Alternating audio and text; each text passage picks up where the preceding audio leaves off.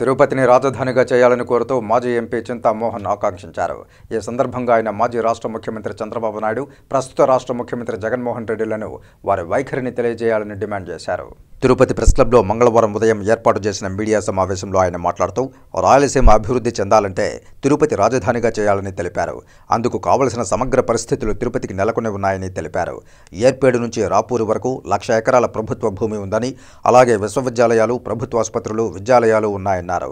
రాష్ట్రానికి ఎందరో ముఖ్యమంత్రులను, అధికారులను ఇచ్చిన రాయలసీమగానే ఉందని, కనీసం కృష్ణా, గోదావరి జిల్లాల్లో ఇక్కడికి మళ్లించలేకపోయారని ఆయన ఆవేదన వ్యక్తం చేశారు.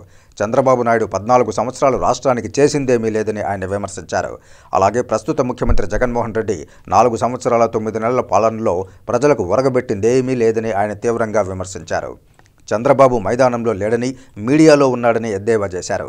చంద్రబాబు నాయుడికి పేదవాడు ఒక్కడు కూడా ఓటేయరని ఆయన జోస్యం చెప్పారు. కేంద్రంలో 370 సీట్లు వస్తాయని మోదీ ప్రకటన చేస్తున్నారని, అయితే 150 నుంచి 150 కూడా సీట్లు రావడం కష్టమని ఆయన విమర్శించారు. ఇందుకు కారణం దేశంలో ధరలు విపరీతంగా పెరిగాయని, ప్రజలు ఆకలి, అప్పుల బాధలతో సతమతమవుతున్నారని తెలియజేశారు. ప్రజల ఆర్థిక పరిస్థితి దుర్భరంగా ఉందని, నిరుద్యోగులు ఉద్యోగ భద్రత లేక చిన్నా చితకా పనులు చేసుకుని జీవిస్తున్నారని పేర్కొన్నారు. మోదీ 10 సంవత్సరాల పాలనలో జీవితాలు అంధకారంలో మగ్గిపోయాయని ఆయన తీవ్రంగా ఆవేదన వ్యక్తం చేశారు.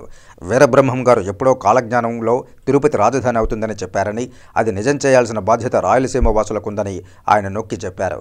ఈ విలేకరుల సమావేశంలో కాంగ్రెస్ యువ నాయకులు యార్లపల్లి గోపి పాల్గొన్నారు. ఎందుకు తుళ్లూరుకు తీసుకెళ్లారు? ఏముంది అక్కడ తుళ్లూరులో?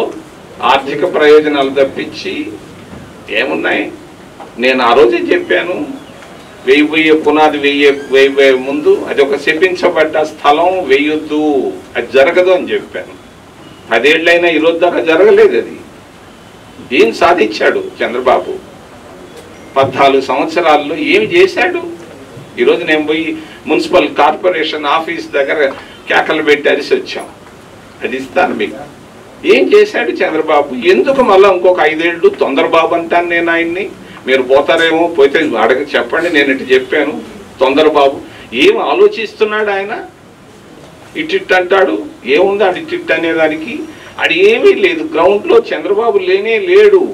వాస్తవం ఇది. నాకేం అబద్ధాలు చెప్పుకోవాల్సిన పనే లేదు. గ్రౌండ్లో లేడు. మీడియాలో మాత్రం ఉన్నాడు. ఆ చివరి నుంచి చివరి దాకా, మొదటి పేజీ నుంచి చివరి పేజీ దాకా ఆయనే. ఏముంది? పేదవాడు ఒక్కడు ఓటేయుడు చంద్రబాబుకి. మీరు పోయి చూడండి.